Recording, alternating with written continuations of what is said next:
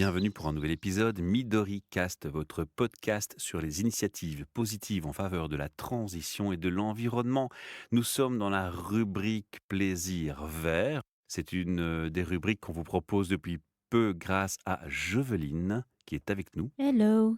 et son mari, Julien. Bonjour. Julien, si je peux te définir pour les auditeurs qui ne te connaissent pas encore, Joveline m'a parlé de toi en termes élogieux, où elle m'a dit c'est toi l'expert en fait, c'est toi qui as le plus gros bagage d'expertise historiquement. Oui, en effet. Je jardine en fait moi depuis que j'ai 5, 6 ans, D'accord. avec la grand-mère familiale. Mais ils avaient une activité professionnelle dans le secteur. Une partie de la famille, oui, ma grand-mère un peu moins, mais elle a énormément jardiné d'elle-même, fait des cultures de potagères et autres dans son jardin. Donc c'est purement de l'expérience et elle m'a permis de jouer dans le jardin avec elle pendant qu'elle jardinait dès le départ. Alors ce qui nous intéressait chez Plaisir Vert avec Joveline et moi de mon côté en tant qu'animateur pour Midorica, c'est d'avoir évidemment quelqu'un de passionné avant tout au micro, et c'est ton cas, ça je peux en témoigner, je t'ai vu à l'œuvre pour l'espace permaculture qui est ici chez Transforma où on enregistre, qui est d'ailleurs, je le rappelle, co-créateur de ce projet Midoricast. Je t'ai vu faire une mare, hein, je t'ai vu les Oui, pieds dans l'eau. ça oui, tu m'as vu à ce niveau-là et on a fait... On a fait une belle pergola, des bulles de exactement. permaculture. Voilà, ça c'est pour un peu situer le contexte. Donc Joveline m'avait dit qu'on allait aborder le sujet des forêts comestibles et l'avis et l'apport d'un expert tel que toi, Julien, sera assez précieux, je pense, pour les auditeurs qui sont avides d'apprendre ce que tu es prêt à leur partager. On te remercie d'avance déjà pour ça. Mais de rien. Alors, Joveline, Oui. situe-moi le contexte de la forêt comestible. Alors la forêt comestible, je sais plus comment ça m'est arrivé. Tout d'un coup, j'ai eu envie de le faire. Et je me suis dit, en fait, Transforma nous permettait d'avoir accès donc à un terrain quand même assez grand pour pouvoir s'en occuper. Alors je vais t'interrompre, hein, je vais poser le cadre pour l'auditeur. Transforma est rentré dans un projet où ils ont été élus pour avoir des subsides aussi pour faire d'un projet permaculture un projet citoyen. Donc Oui. en collaboration avec les gens de la région qui peuvent venir participer. C'est dans ce contexte que les coworkers comme moi, ou les membres comme moi, et comme vous, et Oui. comme les citoyens se rejoignent et on a fait des buts de permaculture. Et là est venu effectivement le plan, le projet, Oui. l'appel à projet dans lequel tu avais suggéré, hein, Oui. toi-même, je pense, hein, Oui, de la oui, forêt tout à fait. comestible. Voilà. En fait, il me fallait un projet où il y avait le moins d'entretien possible, où tout le monde pouvait y accéder et où chacun trouverait un amusement. Donc ça pouvait être les enfants, ça pouvait être un parent, ça va être un passionné du jardinage, ça va être juste un gourmand ou une nutritionniste qui voit tous les bienfaits de la situation. En fait, c'était vraiment un projet où on voulait faire commune. Je trouvais que ça tombait super bien. Transforma a fait un super boulot puisqu'ils ont réussi à lever du coup des fonds pour le mettre. La communication s'est mise en place Sur Facebook et sur partout. Facebook, partout sur Les les réseaux. réseaux sociaux, qui ont fait que ça a apporté beaucoup de personnes de l'extérieur de Transforma qui permettaient donc du coup à avoir beaucoup d'aide et beaucoup d'intéressés, des curieux. C'est toujours agréable de voir à quel point les gens sont curieux, sont prêts à aider à un projet commun. C'était des journées transformation qui se déroulaient des dimanches, hein, et Oui. c'est dans un de ces dimanches où je t'ai vu, Julien, moi, partager ton expertise et je me suis dit, oh, il faut qu'on mette ça au micro, hein. Donc Ah ben voilà. voilà. À longueur de temps, nous, on prévoyait aussi de faire des formations, des petits ateliers pour apprendre aux gens à s'occuper des fruitiers. J'ai proposé, Transforma a dit oui, ils ont mis en place et tout le monde s'y est mis. Dans ce podcast, on va parler de quoi exactement? De comment faire une forêt comestible chez soi? Comment on a fait? Donc c'est plus un partage de comment on a fait ici, Voilà. et donc ça donnera des indices pour ceux qui veulent le faire chez eux. Alors, disons que le projet de forêt comestible, donc effectivement, est né de l'initiative de Joveline. Et avant d'arriver vraiment à Transforma, on avait cette envie de faire quelque chose de plus et de tester surtout nos connaissances et d'expérimenter un peu ce qu'on pouvait faire. Mais les connaissances, elles étaient déjà là. Elles étaient déjà là, mais comment aller plus loin, surtout si on réfléchit un petit peu par rapport à la problématique climatique qui se met en place actuellement, où un des buts principaux de la forêt comestible est quand même d'être complètement autonome d'elle-même, quoi. Donc c'est quelque chose qui doit se gérer d'elle-même, et avec le temps, on ne fait plus que récolter, on va dire, une partie des bénéfices de ce qui a été implanté. La principale chose à savoir avec la forêt comestible, je pense que d'abord, c'est qu'il faut prendre le temps d'analyser son terrain. Ce que je dis souvent, ou ce qu'on a constaté, c'est observer son terrain pendant un an pour voir ce qui pousse naturellement, permet de comprendre vers quoi on peut aller. En fait, donc ça permet de voir comment le sol réagit, ça permet de voir comment la faune, qui est très importante pour une forêt comestible, tourne et s'installe aussi d'elle-même et tout ça. Même sans connaissance, on peut déjà observer des choses? Oui, Tu facilement. peux donner un exemple? Par exemple, en fonction du nombre d'abeilles ou de bourdons qu'il peut y avoir sur les différentes fleurs, ça permet de voir s'il y a une faune importante. S'il y a des fourmis au sol. Voilà, les fourmis. Qu'est-ce qu'elles font les fourmis? En fait, les fourmis vont indiquer la présence d'un sol un peu dur, mais leur travail va servir à décompacter le sol, en fait. Surtout pas les tuer. Voilà, pas les tuer. C'est comme on a aussi un certain nombre de plantes qui indiquent la qualité du sol. Par exemple, le chardon va de nouveau indiquer un sol dur et pauvre. En fait, sa racine permet de décompacter le sol. À l'inverse, on a les orties qui, elles, vont indiquer un sol riche. En fonction de l'observation qu'on fait de son terrain sur un an, on a déjà une bonne base et une bonne idée de ce qu'on peut avoir, en fait. Bon, c'est clair, je pourrais pas faire la soupe d'ortie chez moi, c'est foutu. Bah, ça va venir, fais Mais un non, bac. tu laisses un petit peu de temps, tu laisses ton terrain Donc, partir.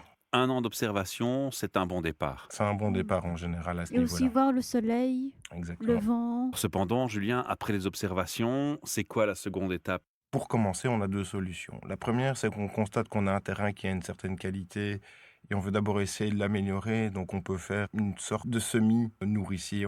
C'est ce qui avait été ici fait, et tu y avais participé, où on avait fait des bandes de prairies fleuries et des choses comme ça, pour déjà, en prévision, ramener une faune et modifier la structure du sol. Donc ça, on peut faire avec une prairie fleurie, on peut faire un semis, par exemple, avec de la moutarde et des choses comme ça, qui naturellement sont des plantes qui vont enrichir le sol. Donc ça fait partie de la préparation. Donc il faut bêcher un petit peu, Voilà, là, on commence à se trousser les manches et à faire... c'est plutôt côté ça fait un peu jardin, hein, ça fait Voilà. un peu jardinage, c'est pas vraiment forêt où je plante un arbre au milieu de la pelouse et puis basta. Exactement, parce que pour bien faire, en fait, comme on l'a fait ici lors de la transformation, la plantation des arbres, surtout des grands sujets, doit se faire en hiver. Donc, ça veut dire que quoi qu'on fasse, si on veut commencer un projet en début de saison, par exemple au mois d'avril-mars, il vaut mieux cultiver quelque chose d'éphémère, mais qui a un intérêt bénéfique pour le sol, Comme des plantes. comme des plantes, des prairies fleuries. Pas forcément des légumes? On peut mettre des légumes, si, ça peut être des légumes. Il y a des si- légumes qui enrichissent le sol? Oui, par exemple, Comme? l'épinard, mais alors il ne faut pas la consommer, en fait.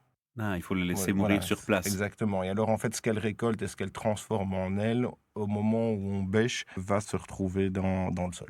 Combien de temps il faut déjà pour que ça s'enrichisse et que ça commence à changer? Dès le départ et tout au long de la vie de la forêt comestible. Donc, c'est pas quelque chose qu'on fait genre en one shot. Et tu restes pas sur une zone fleurie, tu vas Non, passer non, à un non, moment donné non. à autre chose. Tu vas passer à autre chose, mais disons que là, ce sont les autres strates qui vont enrichir ton sol avec le temps au fur et à mesure et tout ça. Une fois que tu as fait ta base, tu as ton premier nourri, on va dire ton premier semis qui va nourrir ton sol, que tu liquides et que tu réincorpores dans ton sol pour le préparer. À ce moment-là, tu pars dans tes plantations de tes différentes couches, en fait, de tes différentes strates pour la forêt comestible, qui sont au nombre de 3. Donc, un peu en fonction de la taille du terrain, on sélectionne. On a ce qu'on appelle une couche arborée, une couche arbusive et une couche couvre-sol. C'est la hauteur des plantations qu'on installe qui détermine la différente couche. Et en général, on commence toujours par la couche la plus haute. La couche arborée, là, on commence avec des fruitiers, par exemple, pommiers, cerisiers, pruniers, des choses comme ça. Si on veut faire de la vannerie, par exemple, on peut mettre du saule aussi. Tu peux mettre du noisetier, si tu as envie de châtaignier. Là, tu peux monter des grands sujets en fonction, évidemment, de la taille de ton terrain que tu consacres à ça. Si tu as un terrain, par exemple ici à Transforma, on a la chance de le faire sur environ 5 ou 600 mètres carrés. Donc la strate arbusive est principalement composée de fruitiers, pommiers, pruniers, cerisiers et tout, qui sont des arbres qui vont monter à 8-10 mètres, 12 pour les plus grands, quoi. Eux vont créer une première couche nourricière au niveau des fleurs, des fruits. C'est la couche la plus lente à s'installer aussi. C'est celle qui donnera un résultat le plus lointain. Donc c'est souvent quand on dit qu'il faut un peu de temps, c'est aussi à cause de ça, parce que par exemple un fruitier planté peut mettre entre 5 et 10 ans à donner une pleine production fruitière. Donc il ne faut jamais être pressé quand on fait une forêt comestible à ce niveau-là. Alors eux évidemment attirent énormément déjà au niveau de la faune qui peuvent apporter abeilles, guêpes, mais aussi des oiseaux, des petits oiseaux, parce que tous ces fruits avec le temps vont amener des petits oiseaux. Évidemment, les feuilles et les fruits qui vont tomber au sol eux-mêmes en se décomposant vont continuer à nourrir le sol. Ça, je dis que ça continue à se D'accord, nourrir maintenant je comprends en mieux, permanence effectivement, à ce ouais. niveau-là, tu vois. À chaque automne, il y a toutes les feuilles qui tombent, on les laisse et elles se décomposent comme en forêt. Et tu as ta couche d'humus qui se crée avec le temps, quoi. Donc ça, c'est la haute couche, on va dire, à ce niveau-là, qui va aussi apporter ton ombre sur ton terrain et tout pour ce qui est en dessous, pour pas que ça souffre de trop non plus de la chaleur par la suite. Alors après ça, tu commences avec la couche dite arbusive, qui sont plutôt des petits fruitiers. Tu peux avoir certaines légumineuses qui montent aussi relativement haut, par exemple l'artichaut qui peut monter jusqu'à plus de 2 mètres, donc des choses comme ça. Et donc la couche arbusive, elle, est une strate qui monte entre 1 mètre et 2 mètres, on va dire. Il y a des recommandations que tu fais par rapport au choix des plants dans les 2 premières couches que tu viens de citer déjà? C'est selon ton terrain. En fait, la couche sur laquelle il vaut mieux le réfléchir le plus longtemps possible est la couche arbusive. Parce que si tu mets un arbre qui devient trop grand, tu es face à des problèmes Que tu dois gérer que tu ensuite, dois quoi. gérer par la suite. En dessous, il y a beaucoup moins de problèmes. Ce sont des choses où tu auras une sélection naturelle qui va se faire dans les strates.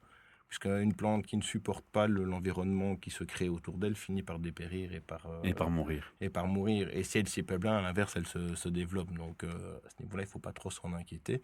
Au niveau de la deuxième couche, là, il y a un petit travail de sélection qui doit se faire parce qu'il faut que tout cohabite. Évidemment, comme ta première strate va créer de l'ombre, il faut aussi que tes plantes en dessous supportent un peu d'ombre et des choses comme ça à ce niveau-là, quoi. Ou trouver des lieux où il y a les Voilà. arbres laissent de la lumière. Ça m'a même une question sans rapport, mais que je me suis posée, parce que j'ai fait la bêtise chez moi. Tu sais, tu fais Pâques, tu prends les petits arbustes de Pâques, tu les mets dans le sol pour te dire on va pas acheter ces plantes, elles n'ont rien fait de mal. C'est pas parce que j'ai fait plaisir à mon enfant que je vais gaspiller de plantes, tu vois, je suis un peu comme ça. Ouais. Ça m'a paru logique de les mettre à côté de mon jardin, puis maintenant, ces petits trucs que je pensais qu'ils grandiraient pas beaucoup, bah, ça devient immense.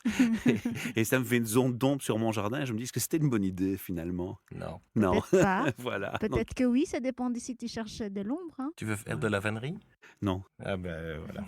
Tu as planté des saules. Oui, je sais ça. Heureusement, je l'ai appris.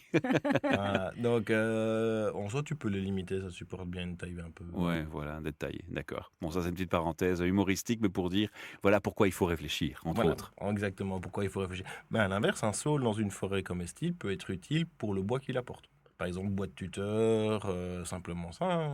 Tu fais des tuteurs avec les branches. Voilà, exactement. Mhm. Tu peux parfaitement faire ça. Parce qu'une forêt comestible n'est pas uniquement une forêt que tu manges. C'est une forêt que tu utilises en général, simplement. Donc, tu dois pouvoir utiliser les fruits, les feuilles, le bois. Tout doit être utile dans une forêt comestible. C'est pas juste on plante un arbre pour ne manger que ses fruits. C'est pas C'est le un peu concept. plus loin. La démarche va plus loin. Voilà, exactement à ce niveau-là.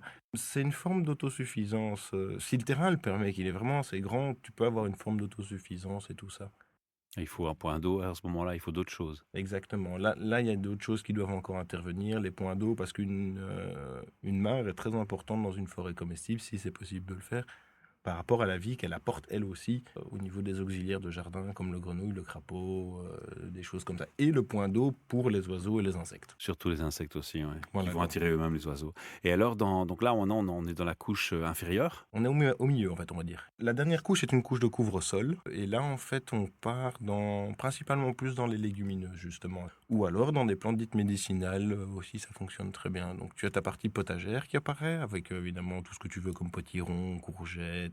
Tu peux mettre des tomates, mais alors en lisière de forêt, là où elles sont au soleil et des choses comme ça. En fonction des légumes que tu choisis, tu les disposes en fonction de leurs besoins, que ce soit soleil ou plutôt ombre, parce que tous les légumes n'ont pas besoin d'être en plein soleil, il faut pas croire ça. Et à côté de ça aussi, tu peux partir sur une couche qu'on pourrait appeler médicinale, un peu comme le jardin de curé t'avais avant, avec par exemple citronnelle, lavande, Des orties. exactement, de la consoude, des choses comme ça, qui elles apportent à la fois justement ce côté où tu as une plante qui te guérit. Et donc quand on dit que tout est utile à ce niveau-là, c'est toujours ça. C'est parfait, quoi. C'est toujours ça, on fait ceci, que tu dois pouvoir... Et voilà aussi, c'est par exemple quand on parlait des saules, le bois de tes saules, tu les récupères pour faire du tuteur pour tes tomates, pour tes haricots. Alors, tantôt, tu parlais des 3 grandes catégories, des 3 grandes couches, hein. Mhm. Mais on peut aller à plus, bien entendu, hein. On l'avait déjà mentionné aussi dans un autre podcast. Voilà, en on peut aller permaculture. jusqu'à plus de couches à ce niveau-là, mais ça dépend évidemment de la taille du terrain qu'on a consacré. Parce que comme j'ai dit, on commence avec une couche d'arbres fruitiers qui fait 8-10 mètres, mais si tu as un terrain, tu peux aller mettre un châtaignier, tu peux aller mettre un marronnier, un noyer, des arbres qui vont avoir des développements à 25 mètres, tu vois. Donc tu as une couche encore plus importante. Ces couches, en fait, elles sont déterminées par les tailles des plantes. Voilà, c'est ça. C'est la taille des plantes qui va déterminer les couches. Et évidemment, la taille de ton terrain détermine la taille du nombre de couches que tu peux te permettre, quoi. Est-ce qu'il faut organiser ça de façon, géométrique, genre, tous les arbres de telle taille à la fin, tous les arbres plus petits devant et ainsi de suite, un peu comme quand tu fais Non, la photo de classe, hein, Non, non, chacun non. par taille? Ou est-ce que tu peux te permettre d'être dans l'anarchie complète? Il y a eu des études faites sur ça, des gens qui ont fait la forêt comestible de manière structurée, donc les plus grands derrière, etc. Et en fait, les plantes ont une interaction entre elles, n'apprécient pas trop ce genre de mise en place. En fait, et visuellement, ben ça fait trop, Limite moche, quoi. ça fait trop géré par l'homme. Voilà, Ouais, voilà. c'est ça. Mais quoi, anarchiquement, n'importe comment, c'est bon aussi? Ah, non, pas n'importe pas comment, n'importe hein. Il comment. faut quand même respecter, la nature de la plante. Oui, C'est les ce qu'on besoins avait des fait plantes. ici. Je ne sais pas si tu te souviens, on a eu les plans et le terrain était coupé en 4 et donc les plans qu'on avait, il y avait des plantes qui devaient aller sur la zone 1, la zone 2, la zone 3 et Oui, la zone pour les 4. papillons, pour les abeilles, Voilà, mais on notamment, ouais. avait tout calculé de telle sorte que selon le degré l'ensoleillement sur le terrain, Chacun ait sa place. chacun devait être dans sa zone. Après, dans la zone même, on a laissé libre aux gens de le mettre. Et donc, c'est le concept là, oui, tu peux mettre comme tu as envie. Ça dépend les gens. Il y a des gens qui disent qu'il faut quand même respecter le minimum qu'un arbre fruitier a besoin pour se développer. Nous, on était partis ici sur le principe que non, on n'allait pas s'en préoccuper de savoir si tel arbre ou tel arbre était trop près l'un de l'autre, car on voulait vraiment essayer de faire comme la nature faisait. Donc, dans le sens où c'est totalement au hasard qu'ils arrivent à pousser. Est-ce qu'ils arriveront à survivre entre elles? Parce que quelque chose qu'on oublie beaucoup souvent, enfin, on n'a plus l'habitude. Il faut savoir que n'importe quel arbre fruitier à l'origine, c'est un arbre forestier. Donc avant l'intervention de l'homme, qu'on les mette dans des belles lignes de champs et tout ça, on a des beaux vergers, un pommier, ça poussait en forêt. Les fruits sauvages n'ont pas le même goût que les fruits qu'on a dans un verger. Ça, c'est déjà sûr, parce que là, c'est un concept de biologie, on va pas essayer de trop s'éloigner dessus. Ouais. Mais deux ADN différents qui se croisent ne donnent jamais la même chose que le parent. Ce qu'on a qui se produit dans la nature encore quand deux pommiers se fertilisent, on a une pomme qui est différente, alors que en culture, on veut la même pomme en permanence, donc c'est toujours la même chose. Et donc ça, c'est la différence, mais juste pour rappeler qu'à l'origine, avant l'intervention et la sélection de l'homme, un pommier, c'est un arbre forestier qu'on a sorti de sa forêt pour foutre au milieu d'un champ. Donc en fait, faire une forêt comestible, c'est le remettre dans son environnement. Et donc, il y a cette sélection qui va se jouer entre eux, cette cohabitation qui va se jouer entre les différentes plantes. Et c'est ça qu'on cherche, en fait. Est-ce que c'est intelligent de... Alors, c'est un sujet de podcast à lui-même, ce sujet, hein, mais est-ce que c'est intelligent de préparer le terrain avec un compost? Parce qu'il faut savoir... Pourquoi je dis que c'est un sujet de podcast à lui-même? Parce qu'il ne faut pas utiliser n'importe quel compost, n'importe comment. Mais globalement, est-ce que si je prends mon compost d'ordures ménagères à la maison, d'aliments, des restes d'aliments, à partir du moment où il n'y a pas de viande dedans, par exemple, c'est que des légumes, est-ce que je peux faire un compostage et puis me dire, ben, je vais préparer et améliorer mon terrain avec ce compost? Oui, tu peux. C'est comme la préparation du terrain aussi. Donc, quand on parle d'un compost, on parle d'un compost bien fait. Vraiment celui que tu as au fond, qui est une belle terre noire et tout ça, pour rentrer, enfin faire simple dans le sujet et tout. Si tu as ça, tu étends ça sur ton terrain, ça va le nourrir dans tous les cas et tout. Ce que tu peux aussi parfaitement faire dans la préparation du terrain, c'est quand tu fais pousser tes différentes couches, tu dis c'est les faucher, tu les laisses au sol. Et elles vont se décomposer et se composter naturellement. Ça rend pas plus difficile le bêchage et la préparation du Non, parce terrain? qu'il est plus intéressant de les incorporer dans le sol au moment où tu prépares ton sol, en fait. En fait, pour préparer le sol, le bêchage n'est pas primordial. Ça nous fait gagner du temps. Ça allait être une de mes questions. J'ai vu une vidéo circuler sur les réseaux sociaux récemment d'un vieux monsieur qui nous parlait de l'agriculture biologique à la nouvelle façon de maintenant, que c'est du n'importe quoi, et qui expliquait dans cette vidéo avec gentillesse et sagesse quelque part que bêcher, c'est un peu une agression pour la nature parce qu'on Absolument. on mélange les couches ou dans les couches, il se passe des choses qu'on néglige, nous, hommes. Malgré tout, toi, tu me parles encore de quand même préparer le terrain. Alors, est-ce que bêcher, c'est une bonne idée, c'est une mauvaise idée? Si on a le temps, on a le temps, on laisse faire la nature. Cependant, planter des courgettes dans un terrain pas bêché, ça va être costaud, non? Voilà, mais non, ça prend du temps. Ça peut mettre 10, 20 ans. Si tu prépares pas un terrain, ça peut mettre pour que tes plantes soient à un niveau que nous, on aura par exemple en 50, tu devras peut-être attendre 10, 15, 20 ans pour l'avoir.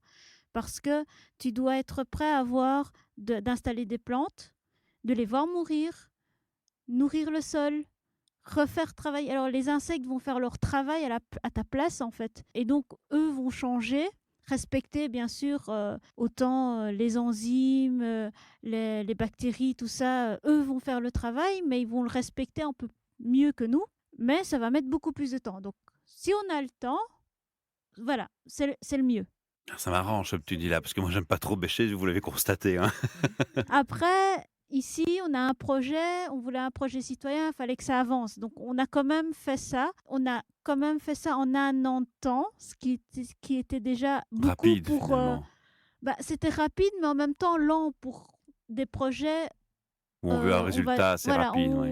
où les gens attendent un résultat, c'est très lent. Après, quand ils voient le résultat cette année, qui est la deuxième année, Il est plus sympa déjà là, hein, il le va verger il et est tout, beau, hein. hein. Ouais, c'est clair, moi j'aime bien, hein. Mais voilà, Il nous, est on a fleuri en plus, pu j'ai vu tantôt en arrivant. Ouais. quand j'avais fait la première analyse sur le sol, il y avait 3 sortes de fourmis.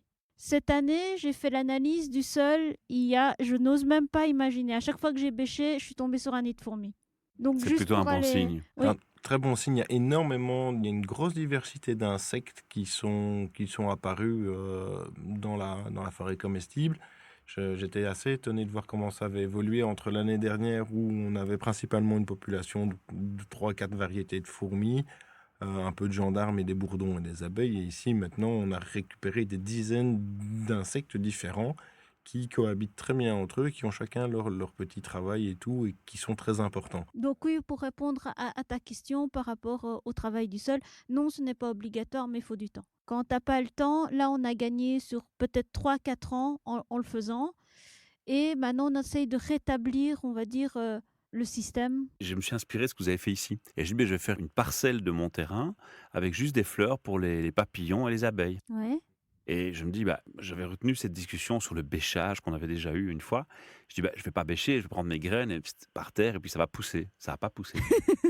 Et là, je te fais rire et là, je me sens ridicule. OK, je vais me cacher. Mais ne sois pas Raconte. pressé, ne sois pas pressé. Ça, c'est déjà Oui, à les nouveau la même graines chose. sont dormantes pendant Voilà, minimum 3 ans jusqu'à 10 ans. Ah, donc c'est pas parce qu'elles ont pas poussé tout de suite qu'elles vont jamais pousser? Ben, exactement.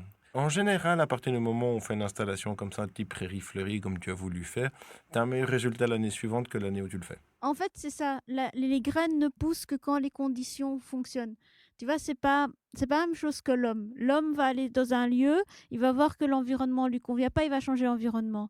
La graine, les végétaux, c'est tout à fait le contraire. Ils vont arriver dans un lieu, ils vont voir si l'environnement leur convient. S'il leur convient pas, ils continuent à dormir. On est formaté par le fait qu'on met une graine, 9 mois après, on a un bébé. On Oui, s'imagine c'est que c'est ça. comme ça pour les plantes, quoi. C'est Et exactement ça. quand le travail sera fait, parce que là, t'as dit que t'avais mis quoi, du compost, c'est ça? Non, j'ai remis du terreau, T'as remis du bio, naturel terreau, oui. au-dessus, quoi. Bah, Ouais. ça va faire venir les insectes, Oui, j'ai remarqué. voilà.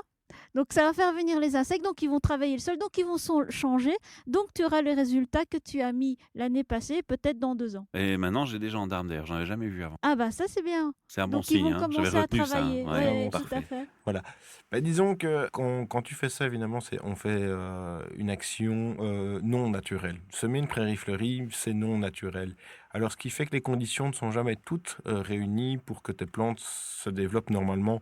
Dans ton semis de graines que tu jettes à la volée, comme ça, que ce soit sur un terrain préparé ou non, si tu jettes ça au mois de mai et que tes graines ont besoin de X heures de gel pour pouvoir germer, tu les as pas. Elles ont besoin de gel. Oui, Certaines graines ont certaines graines besoin ont de besoin de gel. gel. OK, ben voilà, j'ai encore Il appris y a un nouveau même des truc astuces supplémentaire. où tu mets les graines dans le congélateur avant de les placer. Si Ouais, mais le tu peux en période tuer de d'autres. gel. Si tu as un mélange, dans ce cas-là, tu en tues d'autres. Exactement. Ah oui. C'est ça, en fait, c'est pour ça que la nature se débrouille beaucoup mieux que nous, parce qu'elle s'adapte à ses conditions.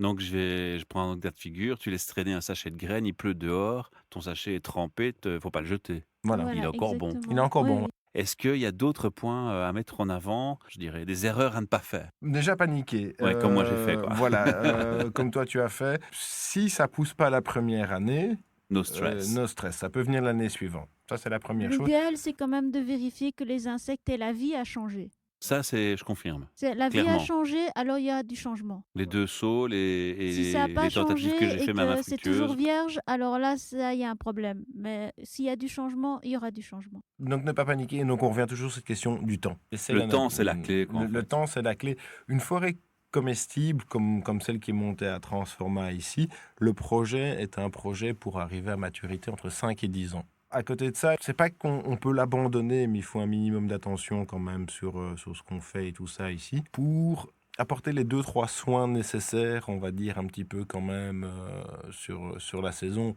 Au début, on peut l'aider, une forêt comestible, en fauchant par exemple toute la strate couvre-sol une fois par an. Et alors fauchée naturellement, elle va reproduire sa nouvelle couche beaucoup plus vite et on ajoute de la matière qui peut se décomposer sur le sol, par exemple. Naturellement, avec la faucille, Voilà, avec une faucille, une paire de ciseaux. mais pas avec une tondeuse. Si tu as un moyen mécanique et en fonction de la surface que tu as, tu peux utiliser un moyen mécanique. Pas vraiment une tondeuse, plutôt ce qu'on appellerait une débroussailleuse. Débroussailleuse, oui, Voilà, à ce pardon. niveau-là, sur batterie. Mais ça dépend de la taille du terrain que tu as, quoi. Quand on fait une forêt comestible, il faut savoir que la nature a ses droits et qu'en général, les animaux prennent ce qui les intéresse. Et il faut surtout pas chercher à lutter contre eux, parce que tout ce qu'ils vont faire, c'est vous le rendre. Dans un certain sens, vous avez un lapin qui vient vous bouffer vos salades et tout ça, mais en échange, il va vous enrichir le sol. Oui, parce Donc, qu'il fait ses excréments. exactement. En fait, il y a une règle de 3 à ce niveau-là. 30% pour soi, 30% Pour la nature pour la nature. et 30% pour les animaux. Exactement. Ça rejoint une question que j'ai failli oublier de te poser. Quels excréments d'animaux on peut jeter sur un jardin? Je vais prendre des exemples extrêmes. Je prends les excréments de mon lapin. Non, moi j'ai 2 lapins, hein, ils sont pas enfermés dans une petite cage de merde comme les gens font parfois, où ils sont Ouais, malheureux, tant mieux. repliés sur eux-mêmes. J'ai mis, tu vois, les clôtures pour chiens qu'on met dans les prairies Ouais, là, ouais. énormes. J'en ai fait un grand cercle, ils ont plein de place pour courir et tout, c'est chouette. Évidemment, ils font des tunnels si on oublie de mettre à manger ne fût-ce qu'un jour, et ils font des masses de caca au même endroit, propre, hein. Oui. Alors du coup, j'ai une grosse masse à enlever. Qu'est-ce que je fais? Je le mets dans mon compost. Bonne idée? Oui. Bonne idée. À Et ce dans le jardin à ce direct? niveau-là, Bonne tu idée peux aussi. dans le jardin direct aussi. D'accord. Hem, Les excréments de chats, de chiens, non, pour ceux qui ont des ça chats et des chiens, ça pas ça, c'est pas une bonne idée. ça pas Parce qu'ils le mangent pas du naturel, peut-être. souvent ça. Le problème est qu'ils mangent pas du naturel et tout ça à ce niveau-là. Et donc ils mangent en fait, à partir du moment où ton animal consomme de la viande, il va générer beaucoup plus de bactéries dans ses excréments et Mmh. des agents pathogènes, tu vois? Ton Et lapin, ça, c'est pas bon pour tes plantes. c'est surtout pas bon pour toi. Ah, Oui, tu les manges Tu après. les manges après. C'est comme si tu, arrosais tes plantes avec ta chasse d'eau, tu vois? donc les excréments des toilettes sèches? Bah, tu peux, mais tu dois d'abord avoir un temps. Ça peut pas être directement dans tes cultures. Tu dois avoir un bac de compostage tout au fond de ton jardin, par exemple, où tu peux mettre tes excréments. Oui, donc si la première année, il y a 5 ans, j'ai mis, quelques excréments de chat de bac litière, biodégradables et que dans mon compost et que ça fait 5 ans, c'est bon. Mais c'est pas idéal. C'est pas idéal, il faut l'éviter parce qu'en fait, c'est les excréments à partir du moment où il y a de la matière organique de type viande, poisson et laitage et tout ça, ton organisme génère un certain nombre de bactéries et de pathogènes pour les digérer. Et ces pathogènes sont dans les déjections animales et tout ça. Et elles sont nocives pour l'être humain à consommer comme ça. Donc, que tes déjections de lapin, ça, il n'y a pas de problème. Tu vas chercher du fumier de vache, il n'y a pas de problème. De tes poules, de tes chevaux, aussi, chèvres, tout ça, c'est bon tant que c'est de l'herbivore. D'accord, mais dès qu'un animal mange de la viande, C'est foutu. on oublie. Voilà, Bah, exactement. C'est éviter, hyper quoi. important cet apprentissage. Il faut parce que quand on utilise les excréments, par exemple des toilettes sèches, etc., là, on est vraiment obligé d'avoir un coin bien spécifique pour ça et travailler spécifiquement de techniques Particulière. particulières Mais à ce sera le sujet d'un autre Voilà, podcast. c'est Voilà, ça. il est parfaitement possible de purifier l'eau de ses toilettes avec ses plantes. Voilà. Waouh! Mais Bon, c'est... vous me préparez un sujet aussi là-dessus, hein, les gars. Ok. On avait joie et plaisir de partager avec les auditeurs et notamment les membres Transforma qui vont certainement écouter ce podcast, hein, plus particulièrement, l'expérience qu'on a menée ici. C'était l'objectif. Quel sera le prochain sujet de la prochaine émission? Ton expérience, peut-être? Ah ouais, bah tiens, c'est pas mal ça. Oui, c'est vrai que j'ai fait appel à un gars pour me dépanner parce que j'avais le dos douloureux. Je me dis, j'aime pas bêcher déjà, mais alors en plus, si mon dos me fait mal, c'est mal barre. Et l'expérience s'est avérée être une petite difficulté, on va dire. On va être gentil, une difficulté. On se retrouve dans un prochain épisode pour partager ça. Et puis, si vous avez des questions, des commentaires, n'hésitez pas. Si vous avez envie de soutenir notre projet, une donation vers la SBL est possible. Et on vous rappelle que Plaisir Vert, c'est une société qui propose ses services aux citoyens, notamment, avec une attitude éco-responsable. Et vous pouvez les contacter via leur site web. Alors, on va rappeler l'adresse du site internet. www.plaisir en français, plaisir-vert.be. Merci à vous. À très bientôt. Au revoir.